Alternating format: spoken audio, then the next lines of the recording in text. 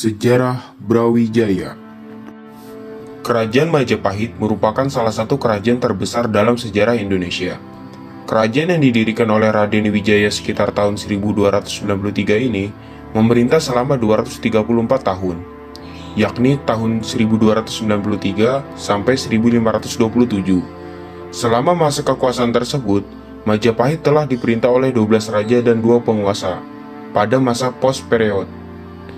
Masa kejayaan Majapahit ini dicapai pada masa pemerintahan Raja Hayam Wuruk atau Maharaja Sri Raja Sanagara 1350 sampai 1389. Pada masa itu, Raja Hayam Wuruk didampingi oleh Mahapati Gajah Mada yang tersohor akan sumpah palapa yang diucapkannya. Sejak masa pemerintahan Raja Kertawijaya atau Raja Majapahit ke-8, gelar Brawijaya mulai digunakan. Penyandangan gelar tersebut dilakukan sebagai sebuah strategi politik, yakni untuk memperkuat kedudukan Kertawijaya sebagai keturunan langsung dari Raden Wijaya. Pendiri kerajaan Majapahit mengingat, secara epistemologi berasal dari kata Bra yang berarti raja dan Wijaya yang berarti keturunan Raden Wijaya. Kekuasaan Majapahit mulai runtuh pada masa pemerintahan Raja Kertabumi yang bergelar Raja Brawijaya V. Raja Brawijaya V merupakan keturunan dari Raja Sawardana yang bergelar Raja Brawijaya II. Menyorot sosok Raja Brawijaya V, kisah menghilangnya sang raja hingga kini masih menjadi perdebatan. Mengingat, pada masa pemerintahan Brawijaya V, perkembangan Islam mulai memasuki Majapahit. Kerajaan Majapahit mulai terdesak dengan perkembangan Islam yang pesat.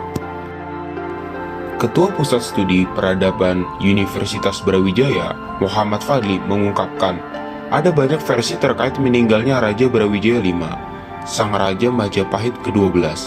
Versi pertama, kata Fadli, Raja Brawijaya V diyakni menghilang atau dalam konsep Hindu-Buddha dikenal dengan istilah moksa. Moksa adalah kelepasan atau kebebasan dari ikatan duniawi, sekaligus lepas dari putaran reinkarnasi kehidupan. Versi kedua menyebutkan, Raja Brawijaya V menghilang lantaran dirinya menjadi muslim dan berguru pada Sunan Ampel. Saat memeluk Islam, Prabu Brawijaya V memilih untuk menyepi ke sebuah desa dengan menutupi identitasnya. Ada satu versi yang saya dengar dari sejarawan juga, ketika masuk Islam, Prabu Brawijaya V ini menyepi ke sebuah desa, tetapi Prabu Brawijaya ini punya tanda-tanda tertentu, ungkap Fadli saat ditemui dalam acara pameran virtual Museum Brawijaya. Sunan Kalijaga yang mengetahui keberadaan Brawijaya V meminta Raden Patah untuk menemui sang raja. Raden Patah merupakan putra dari Raja Brawijaya V dengan salah satu selirnya yang bernama Sitanio. Raden Patah adalah pendiri sekaligus Raja Demak pertama atau kerajaan Islam. Saat itu, Sunan Kalijaga memerintahkan Sultan Demak atau Raden Patah untuk mengunjungi, tapi dia, Brawijaya V, sudah mengaku bukan Prabu Brawijaya V. Tapi Raden Patah mengetahui jika itu adalah ayahnya, Prabu Brawijaya V. Jelas Fadli. Hingga saat ini, kebenaran kisah perkenalan Raja Brawijaya V dengan Islam masih ditelusuri.